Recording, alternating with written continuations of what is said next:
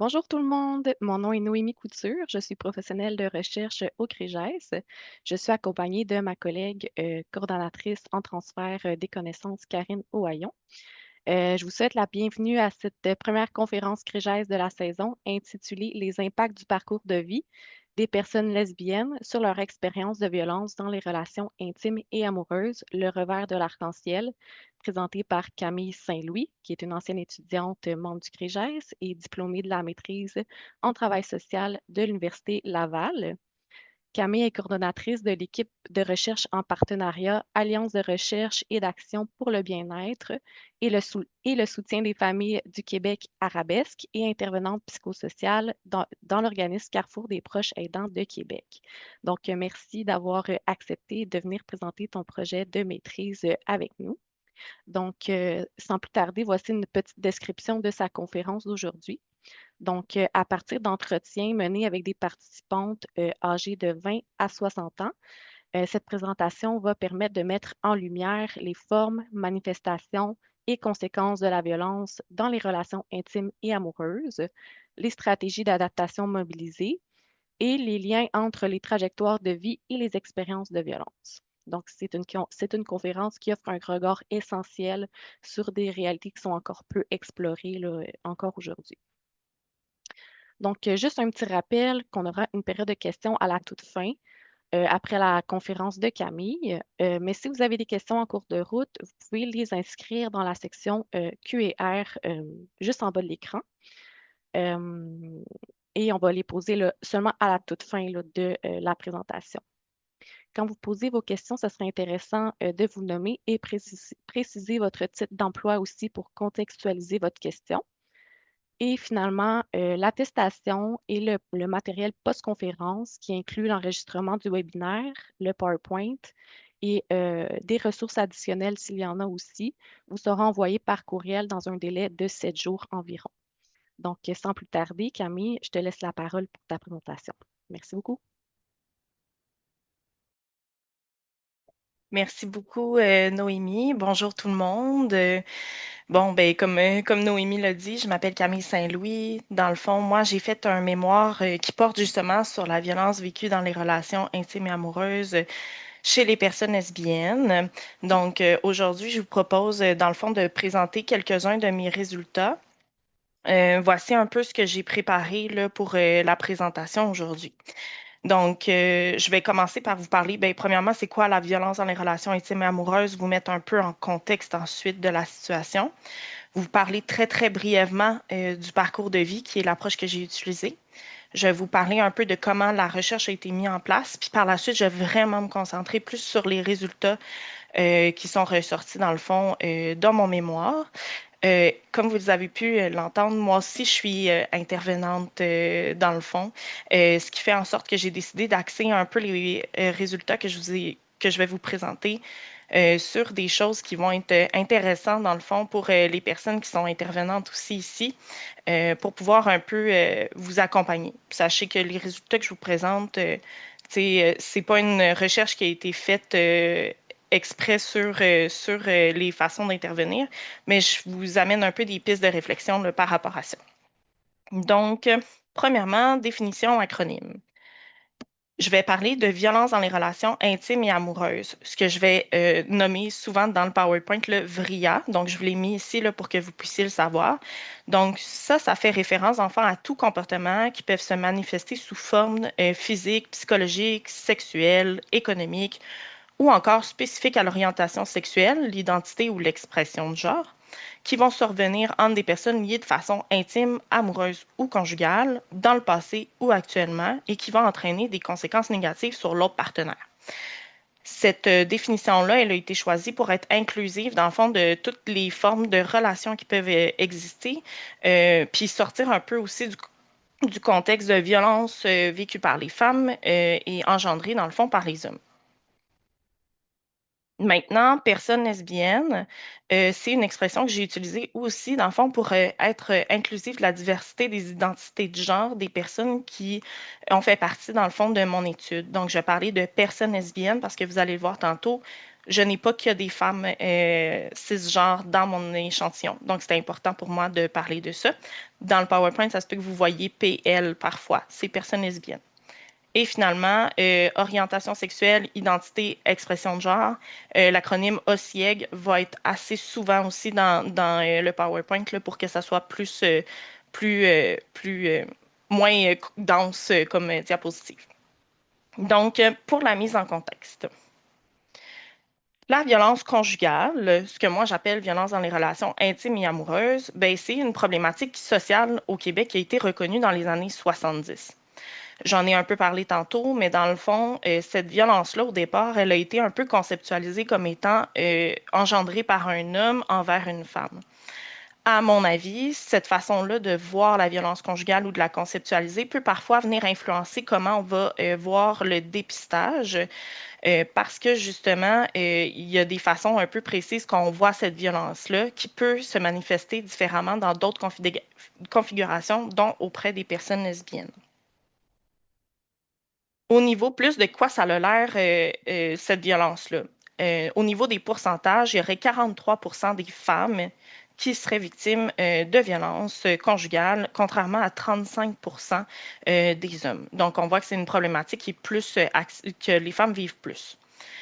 Par après, si on regarde au niveau des femmes, plus en fonction de leur orientation sexuelle, on se rend compte que c'est vécu par plus de femmes qui font partie de la diversité sexuelle et de genre, donc 77% au lieu de 44%.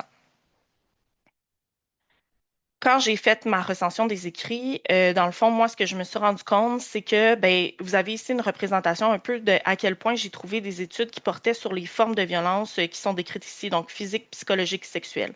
Celles-ci, elles ressortent beaucoup.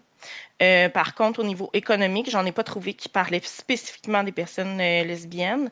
Puis au niveau plus relié à l'orientation sexuelle, l'identité de genre, ça ressortait pas beaucoup non plus. J'ai trouvé peu d'études qui parlaient spécifiquement de ces formes-là.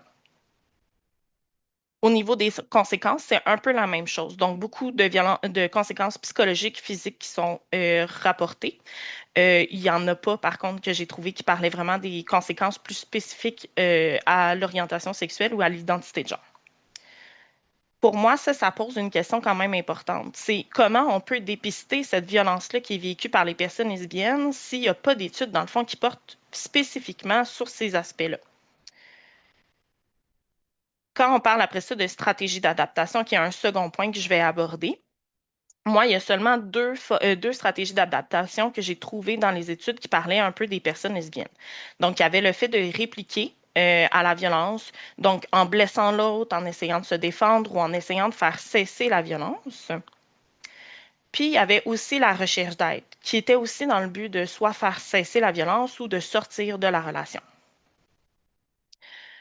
Ces techniques-là, ces stratégies d'adaptation-là, ils étaient influencées par soit l'espoir d'obtenir du soutien. Donc, si on pensait pouvoir obtenir du soutien, souvent, ben, il y avait plus de chances que les gens aillent chercher de l'aide. Et il y a aussi un enjeu qui est particulier au niveau des personnes plus lesbiennes ou LGBTQ+, qui est l'enjeu du double dévoilement. Ça, ce que ça veut dire, dans le fond, c'est une personne lesbienne qui viendrait dévoiler la violence qu'elle vit, ben non seulement elle fait le dévoilement de la violence qu'elle vit, mais en plus de ça, elle fait le dévoilement de son orientation sexuelle. Donc ça peut venir un peu impacter quelle stratégie d'adaptation va être mise en place. Encore une fois, ben, il y a une question qui se pose par rapport à ça. Comment est-ce qu'on peut soutenir les personnes lesbiennes à mettre en place des stratégies d'adaptation pour sortir de la violence si on ne connaît pas les façons dont elles tentent de sortir de la violence ou de quelle façon on peut les aider? Finalement, dans le cadre de ma recension des écrits, donc pour finir un peu le portrait que j'ai vu, ben moi, j'ai vu aucune étude qui portait spécifiquement sur les articulations entre la violence qui est vécue dans les relations intimes et amoureuses par les personnes lesbiennes et leur parcours de vie. Il y avait quelques indices, par exemple des facteurs de risque, etc., mais il n'y en avait aucune qui portait spécifiquement sur les articulations du parcours de vie. Donc, encore une fois, ben, ces articulations-là, peut-être qu'elles pourraient nous donner des idées de ben, quels sont les moments optimaux ou les leviers qu'on a en tant qu'intervenant pour pouvoir venir aider les personnes lesbiennes. Donc, en les ayant pas, qu'est-ce qu'on peut faire avec ça? Mon mémoire, un peu comme ce que je viens de vous présenter, dans le fond, avait trois objectifs spécifiques. Donc, la première fois, la première objectif était un peu d'aller identifier c'est quoi les formes puis les conséquences de la violence qui sont vécues spécifiquement par les personnes lesbiennes. Après ça, c'est quoi les stratégies d'adaptation qu'elles mettent en place pour essayer de sortir ou de vivre leur violence. Et par la suite, ben, comment les trajectoires des personnes lesbiennes viennent moduler leur expérience de violence. Donc, ça, c'est juste pour faire un topo de quoi avait l'air mon mémoire au départ. Donc, la théorie du parcours de vie maintenant. La théorie du parcours de vie, bien, le parcours de vie, c'est une séquence d'événements qui est socialement ordonnée et définie dans le temps selon un contexte socio-historique. Donc ça, dans le fond, le parcours de vie, vous, des fois, en tant qu'intervenant, il y a certaines approches qui vont utiliser un peu ça, j'imagine l'approche narrative, ce genre de trucs-là. Il y a beaucoup de concepts qui sont reliés à la théorie du parcours de vie, comme vous pouvez le voir ici à l'écran. Étant donné que ce n'est pas tout important pour ma présentation, ce que je vais plutôt faire, c'est je vous invite à aller consulter mon mémoire si vous avez envie d'en apprendre vraiment plus spécifiquement sur la théorie du parcours de vie et comment ça s'est mis dans mon mémoire. Sinon, je vais plus vous les présenter en même temps de présenter les résultats tantôt pour vous dire de quelle façon le parcours de vie m'a permis d'aller analyser mes résultats. Donc maintenant, on entre plus dans, ben, c'est quoi mon mémoire? C'est quoi l'échantillon? Donc, moi, mon mémoire, dans le fond, c'est une analyse secondaire de données. Ce que j'ai fait, dans le fond, c'est que je suis rentrée dans une recherche qui existait déjà, dans laquelle moi, j'ai travaillé aussi en tant qu'auxiliaire de recherche, qui portait, dans le fond, sur la violence dans les relations intimes et amoureuses vécues dans les populations LGBTQ+. Moi, dans le fond, j'avais vraiment un souci de garder un aspect plus au niveau de la gérontologie. Pour moi, c'est quelque chose qui est super important. C'est une population qui m'intéresse beaucoup, puis que je trouve qu'il n'y a pas assez d'études dessus.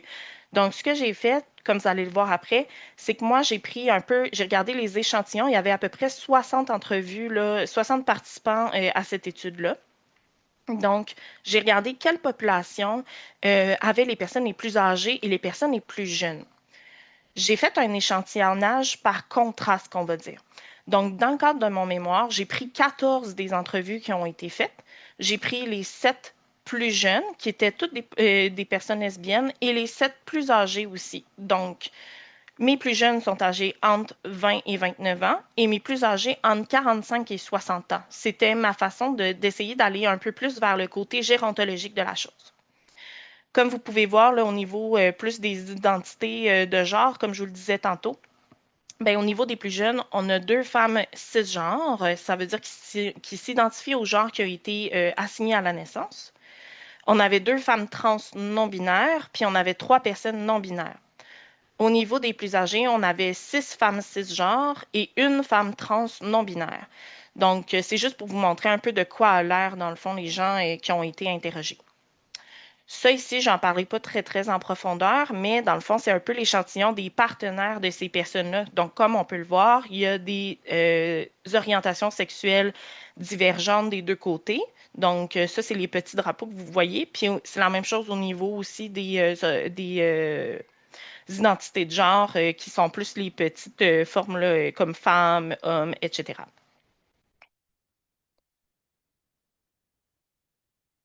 Donc maintenant, on arrive dans le côté qui est un peu plus intéressant, j'ai l'impression, pour vous. On va rentrer dans les résultats.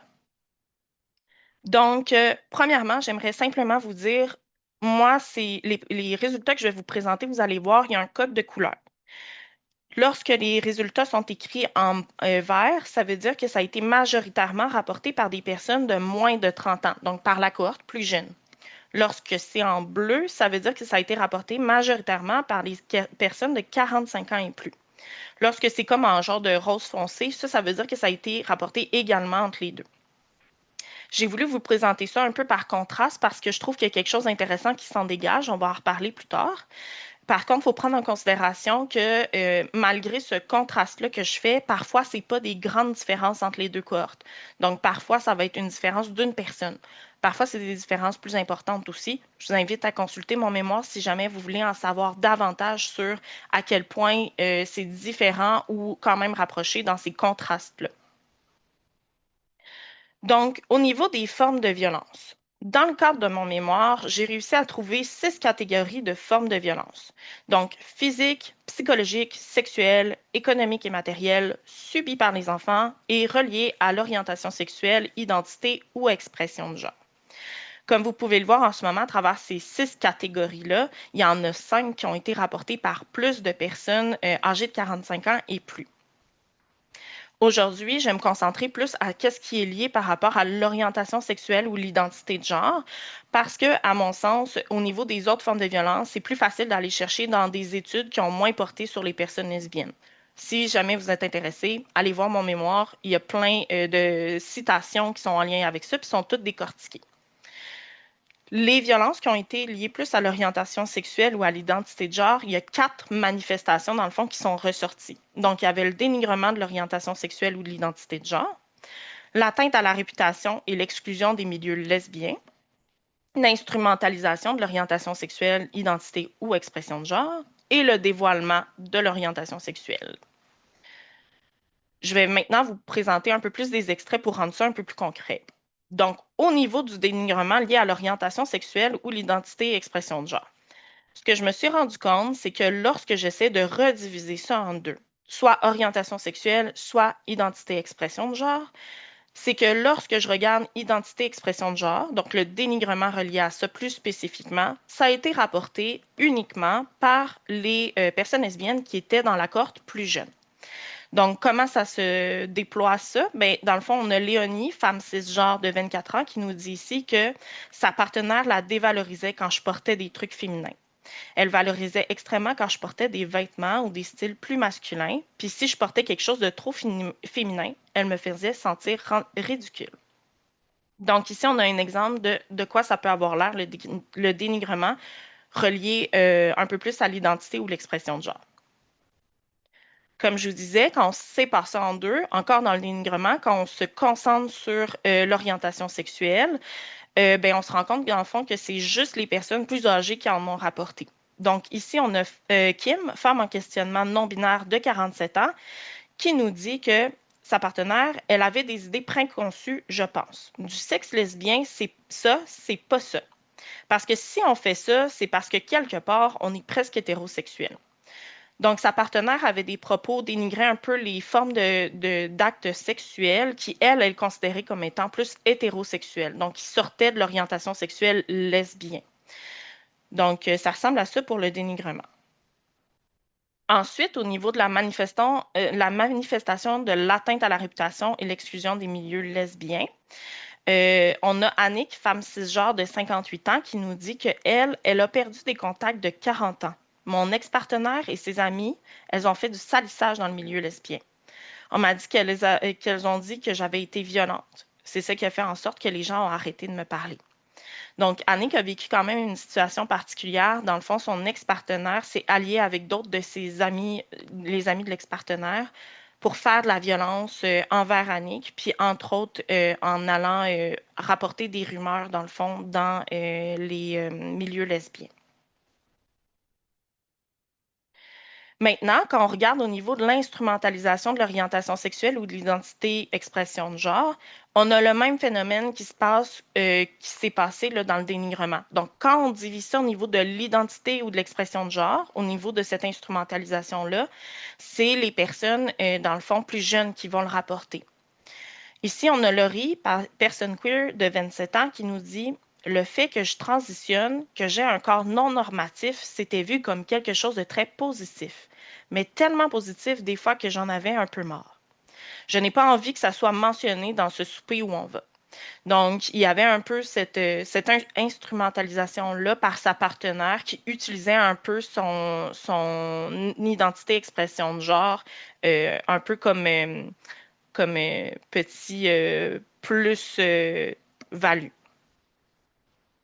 Au niveau de l'instrumentalisation, plus en lien avec l'orientation sexuelle, ben, c'est ressorti plus chez les plus âgés.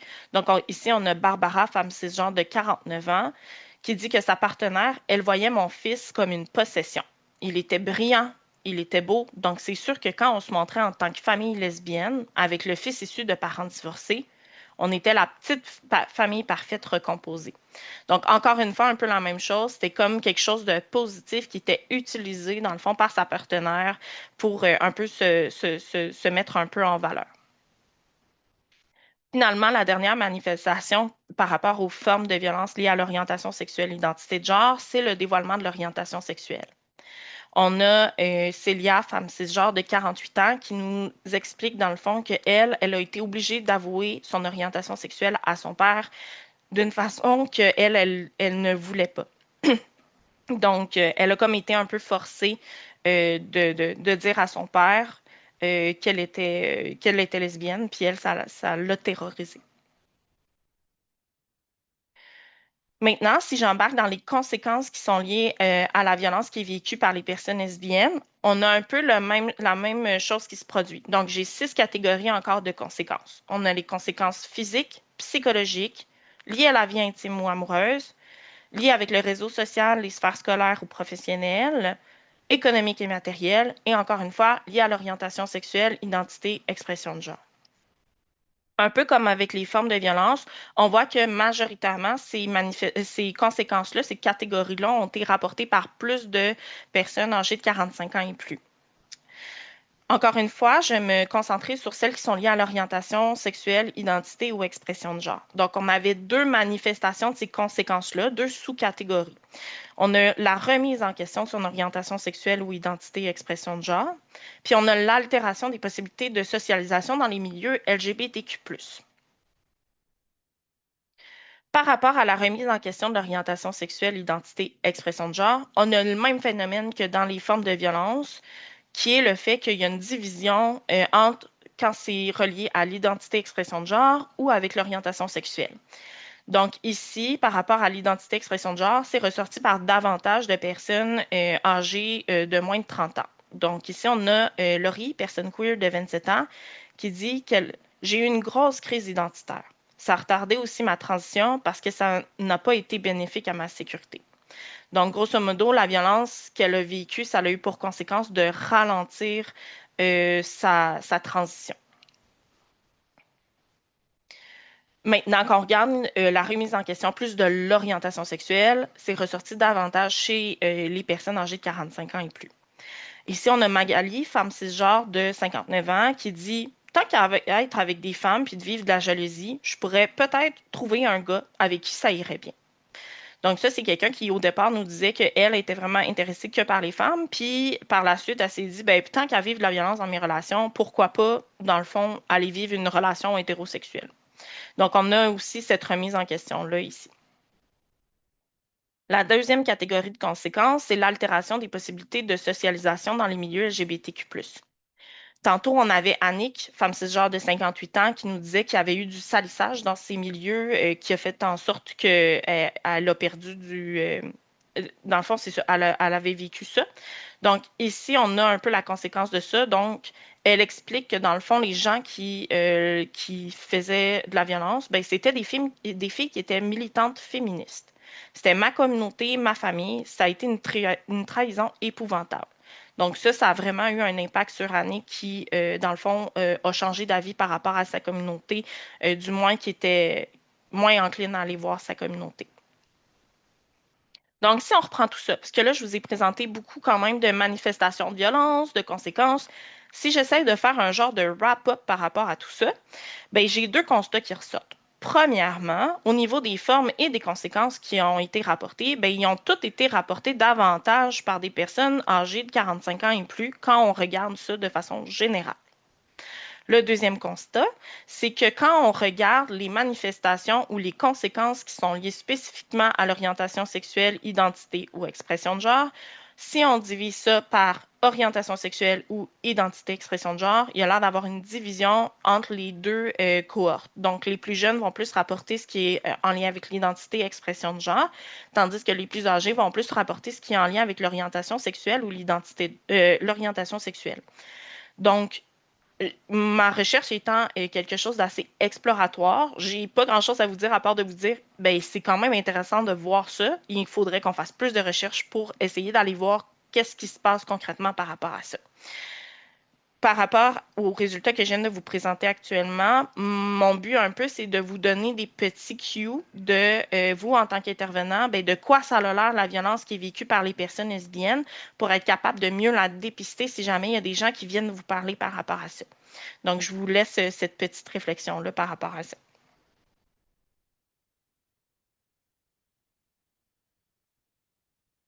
Maintenant, on va embarquer plus dans les stratégies d'adaptation. Donc, au niveau des stratégies d'adaptation, tantôt je vous ai dit, dans les études que j'ai regardées, j'ai juste vu deux stratégies d'adaptation qui avaient été plus explorées. Moi, j'en ai trouvé 10. Vous les avez toutes ici, j'en parlerai pas toutes, mais ça reste intéressant, encore une fois, de voir que ben, il y en a 5 sur les 10 qui ont été rapportés par plus de personnes lesbiennes de 45 ans et plus. On en a trois qui ont été plus dit également entre les deux, puis deux qui ont été rapportés par plus de personnes lesbiennes âgées de moins de 30 ans. Donc, je vous laisse juste avec cette petite réflexion-là. C'est intéressant à voir. Aujourd'hui, étant donné que je sais qu'il y a plus d'intervenants ici avec moi aujourd'hui, j'ai décidé d'axer un peu plus mes résultats que j'allais vous présenter sur la recherche d'aide parce qu'il y a quelque chose d'assez intéressant qui se passe. Donc, la recherche d'aide, on peut la diviser en deux catégories. Donc, on peut faire de la recherche d'aide informelle. Au niveau de mes personnes participantes, ce que ça le fait, c'est que dans le fond, ils sont souvent allés chercher de l'aide au niveau de leur réseau social, donc plus de leurs amis, colocs, autres partenaires amoureux, entourage. Après ça, il allait des fois voir la famille aussi, la fratrie, les parents, etc. Puis, il y a aussi des gens qui sont allés chercher de l'aide plus auprès de leurs collègues d'école ou de travail. Par rapport à l'aide formelle, dans le fond, les gens sont allés d'abord chercher de l'aide plus auprès de professionnels, donc des psychologues, des travailleurs sociaux, sexologues. Ils sont aussi allés chercher de l'aide au niveau des organismes, donc organismes LGBTQ+, spécialisés en violence conjugale, les centres de femmes. Puis, il y a aussi eu de la recherche d'aide un peu plus spécifique au niveau des policiers. J'aimerais porter votre attention, c'est quelque chose qui est sorti, qui est quand même intéressant de mon mémoire. Encore une fois, je n'ai pas de réponse à vous donner, mais au niveau de la recherche d'aide par rapport aux policiers, ça a été rapporté uniquement par les personnes lesbiennes âgées de 45 ans et plus. Puis ça a été rapporté par 5 d'entre elles. Donc 5 sur 7, c'est quand même beaucoup. Puis il n'y a eu aucune personne lesbienne de moins de 30 ans qui ont parlé de cette recherche d'aide-là. Donc c'est intéressant à juste mettre ça de l'avant.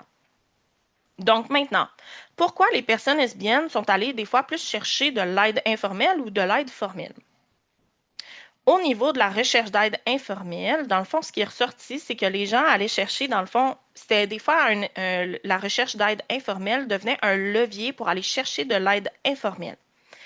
Donc, ici, on a Barbara, femme cisgenre de 49 ans, qui nous dit que c'est ma boss qui m'a dit la première, faut que t'en parles. Puis elle lui a dit spécifiquement d'aller chercher de l'aide au niveau des policiers. Donc, ici, on a justement ce levier-là qui a été utilisé. Une autre chose qui est ressortie au niveau de la recherche d'aide informelle, c'est qu'il y en avait qui allaient chercher une source de réconfort auprès de leurs proches. Donc ici, on a Léonie, femme cisgenre de 24 ans, qui nous dit que j'ai des amis qui, même s'ils n'ont pas dit les bons mots, ils ont été là. Je pense qu'ils n'ont pas nécessairement toujours compris, mais au moins, ils ont été doux avec moi, puis ils ont été accueillants par rapport à ma peine. Donc, elle est allée chercher plus cette source de réconfort-là. Au niveau de la recherche d'aide plus formelle, ce qui est ressorti, c'était un désir un peu plus de neutralité. Donc ici, on a un extrait de Magali, femme cisgenre de 59 ans, qui dit: Je trouvais que les amis, des fois, ils n'ont pas un regard neutre. Parfois, ils ont un parti pris. Je voulais vraiment aller voir des personnes neutres, puis des personnes qui étaient plus, qui avaient peut-être plus de connaissances sur ce milieu-là. Donc, en vous présentant cette stratégie-là d'adaptation au niveau de la recherche d'aide, moi, ce que je veux vous amener un peu, c'est ben, premièrement, le dépistage, encore une fois. Donc, la recherche d'aide, des fois, tu sais, de passer par le réseau social, qui va venir amener par la suite au niveau plus des intervenants, ben, ça peut être un bon levier d'intervention. Puis aussi, justement, de quoi ça peut avoir l'air quand les gens vont aller chercher de l'aide. Comment on peut soutenir cette recherche d'aide-là par les personnes lesbiennes.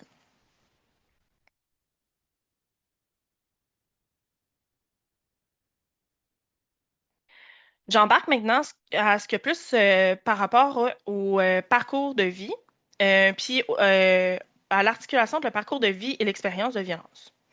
Donc, j'ai deux choses à vous présenter par rapport à ça que j'ai trouvé quand même intéressant dans le cadre de mon mémoire. Premièrement, dans le cadre de mon mémoire, j'ai trouvé ce que j'ai appelé des boucles de conséquences. Ces boucles de conséquences-là, pour moi, dans le fond, ça vient un peu du concept d'accumulation d'avantages ou de désavantages au niveau de la théorie du parcours de vie. Ce concept-là d'accumulation, ce que ça veut dire en gros, c'est que quand quelqu'un vit quelque chose de négatif et revit quelque chose de négatif, ça s'accumule ensemble, puis ça vient un peu créer un effet boule de neige. Donc, j'ai ressorti trois boucles de conséquences qui partent un peu de ce principe-là. La première, c'est une boucle de conséquences qui découle des violences économiques. Donc là, on va revoir un peu des trucs qu'on a vus ensemble tantôt. Donc, par ici, on a par exemple la forme de violence, ben, la manifestation de violence économique, qui est le fait de ne pas respecter ses engagements financiers. Cette forme de violence-là, elle va amener une conséquence, notamment au niveau économique, donc la perte ou la limitation de ses ressources financières. Et ça, ce que ça va faire en sorte, c'est que la personne va manquer de ressources financières, ce qui va venir impacter les stratégies d'adaptation qu'elle peut mettre en place. Je vais vous montrer un extrait, ça va être plus clair comme ça. Donc ici, on a Inès, femme cisgenre de 45 ans, qui dit: au début, ma partenaire était bien aidante. Je payais moins cher de loyer parce que j'avais moins de revenus. Et à un moment donné, du jour au lendemain, paf! Oh non, c'est 50-50. Je me suis endettée envers elle. C'est une des raisons aussi pourquoi j'arrivais pas à partir.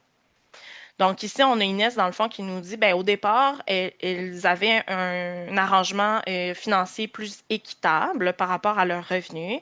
Par la suite, on est arrivé plus à une séparation égale 50-50, ce qui a fait en sorte qu'elle s'est endettée. Donc, conséquence de la violence, elle a perdu de l'argent. Puis ça a été une raison de pourquoi elle a eu de la difficulté à sortir de la violence.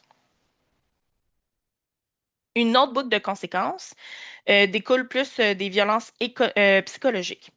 Donc ici, on a la manifestation de violence psychologique qui est plus le contrôle au niveau des relations sociales, qui va engendrer, dans le fond, comme conséquence, une perte des relations sociales.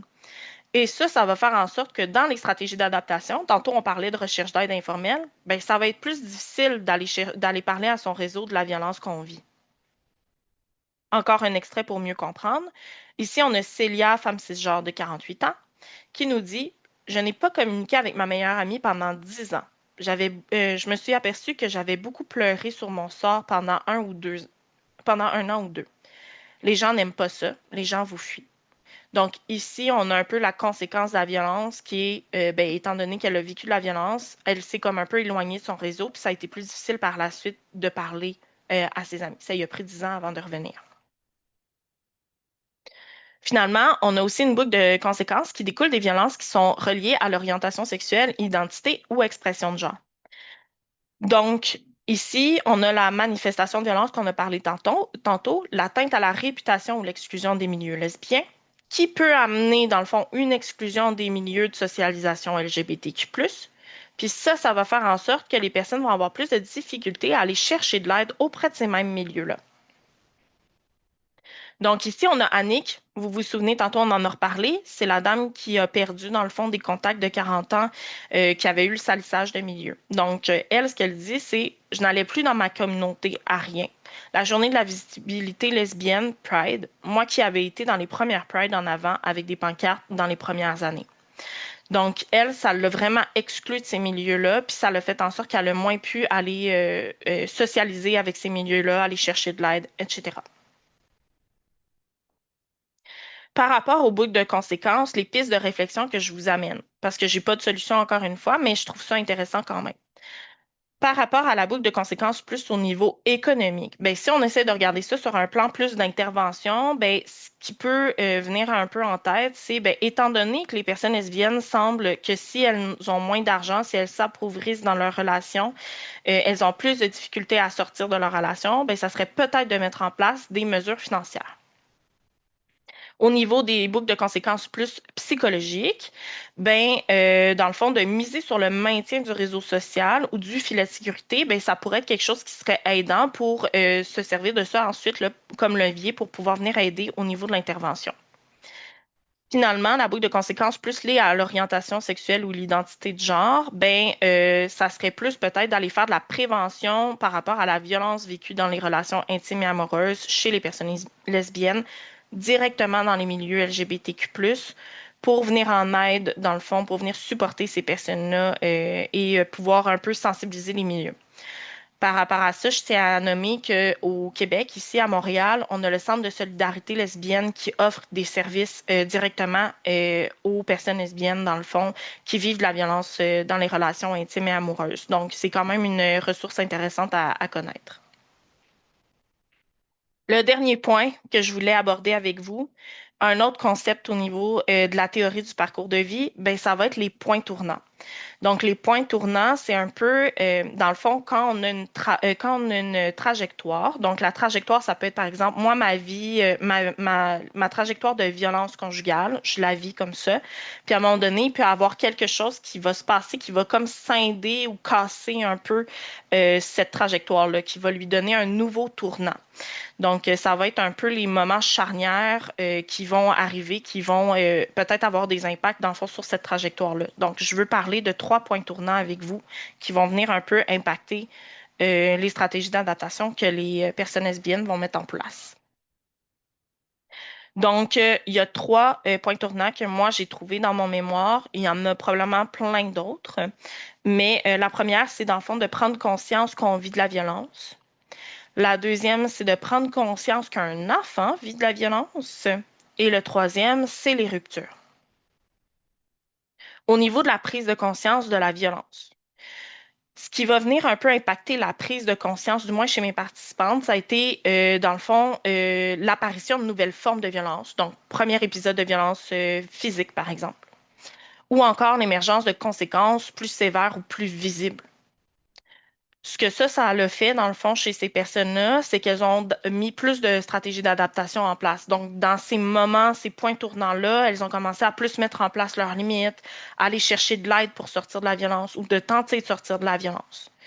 Ça, c'est un résultat qui ressort aussi d'une étude de Roy et ses collaborateurs. C'est une étude qui, dans le fond, c'est la même équipe de recherche qui a travaillé sur les données sur lesquelles moi j'ai travaillé. Mais ça a été une étude qui a été faite chez les hommes gays. Donc, c'est peut-être pour ça aussi que ça se ressemble un peu. Après ça, la prise de conscience qu'un enfant vit de la violence, ça, quand les personnes se rendaient compte que finalement leur enfant était témoin ou vivait certaines formes de violence, il était vraiment plus encline à mettre en place des stratégies d'adaptation, de mettre en place des limites ou même de quitter directement la relation. C'est quelque chose aussi qui est sorti dans l'étude de Rhodes et ses collaborateurs. C'est pas une étude qui a été faite sur les personnes lesbiennes ou la communauté LGBTQ+. Ça a été fait au niveau des mères, mais ça reste quand même intéressant de voir que c'est comme si les personnes lesbiennes qui ont des enfants, le fait de prendre conscience que leur enfant vit de la violence, ça peut devenir un peu cette espèce de point tournant-là qui va venir casser la violence. Donc, ça peut devenir potentiellement un levier d'intervention si jamais on se rend compte que c'est ce qui se passe là, chez les personnes avec qui on intervient.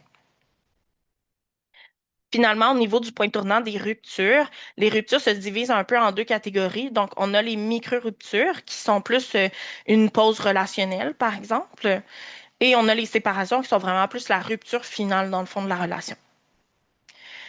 Par rapport aux ruptures, il y a comme 2 phénomènes qui se passent. Donc, parfois, quand il y a une rupture, les personnes participantes à l'étude ont nommé, dans le fond, l'émergence de nouvelles manifestations de violence.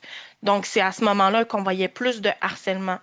C'est à ce moment-là, des fois aussi, qu'on voyait plus de violence envers les enfants, particulièrement, tu sais, les relations, tu sais, où est-ce que c'était 2 parents ensemble, donc les violences qui peuvent plus venir au niveau de l'aliénation parentale, tu sais, essayer d'avoir la garde de l'enfant. Donc, il y a quelque chose ici qui se passe. Euh, il y avait aussi le phénomène que les personnes lesbiennes, quand ils vont se mettre, quand ils vont avoir une rupture, ils vont plus aller dévoiler la violence qu'elles vivent aussi à ce moment-là. Donc, Moi, ce que ça m'amène, ça veut dire que pendant les ruptures, les personnes lesbiennes sont plus vulnérables. Il y a des nouvelles formes de violence des fois qui vont émerger. Donc, ça devient un lieu peut-être propice dans le fond pour l'intervention, pour leur venir en aide. Donc, en conclusion, si j'avais trois choses à vous faire retenir de cette présentation-là, qui présentait énormément de choses, mais malgré tout, ça présentait pas beaucoup de choses par rapport à mon mémoire, c'est, j'espère, certains trucs qui peuvent vous aider à dépister la violence. Donc, comme je parlais tantôt, ben, comment les formes de violence, elles se manifestent. J'ai voulu vous présenter justement les formes, les conséquences qui sont reliées à l'orientation sexuelle, l'identité de genre par rapport, pour vous aider, dans le fond, un peu à mieux dépister, à mieux voir la violence. Le deuxième, c'est plus au niveau de l'adaptation des services. Donc, tantôt, quand je parlais, par exemple, d'utiliser le réseau social comme levier d'intervention, de peut-être mettre en place des mesures financières, donc plus ça. Et troisièmement, les moments, un petit mot pour les interventions. Donc, comme on l'a dit, ben, au niveau des ruptures, on sent qu'à partir de ces moments-là, les personnes lesbiennes peuvent être plus fragiles. Donc, de mettre en place plus d'interventions, de pouvoir venir les soutenir concrètement pendant ces périodes-là, ça peut peut-être être aidant pour elles. Et finalement, évidemment, ben, il nous faut plus de recherches par rapport à la violence vécue dans les relations intimes et amoureuses. Comme vous l'avez vu au début de ma présentation, il n'y a pas beaucoup d'études qui portent là-dessus. En fait, il y en a, moi, de ce que je sais, il n'y en a aucune qui porte spécifiquement sur les personnes lesbiennes qui vont être, par exemple, âgées là, de 65 ans et plus. Donc, je pense que ça peut être un angle de recherche assez intéressant pour aller voir comment ça se passe. Finalement, je vous invite à aller lire mon mémoire avec ce fameux code QR, si vous le désirez. Je pense que il y a vraiment quelque chose de très intéressant dans ce mémoire-là. C'est ça. Je pense que je vous invite, dans le fond, à aller consulter si c'est quelque chose qui vous intéresse, là, d'en apprendre plus par rapport à ça. Et pour terminer, j'aimerais, dans le fond, remercier tout d'abord le CREGES et Noémie de m'avoir invité à faire ce beau webinaire-là et aussi de m'avoir soutenu financièrement au courant de mon mémoire. J'aimerais aussi remercier Valérie Roy et Julie Beauchamp, qui sont, dans le fond, mes directrices de mémoire, qui m'ont accompagnée tout le long de la rédaction de tout ça. Et finalement, les différentes instances qui m'ont aussi aidé au niveau financier, donc l'équipe Violence conjugale du rêve, le Fonds Francine Ouellette et le Fonds Nicolas et Suzanne Zé. Donc, je vous remercie énormément pour votre écoute. Je vous laisse la parole. Ça va vraiment me faire plaisir de répondre à vos questions. Puis, si jamais vous avez des questions par la suite, n'hésitez pas à m'écrire un courriel. Ça va vraiment me faire plaisir de pouvoir échanger avec vous là, par courriel ou se prendre un moment pour discuter ensemble.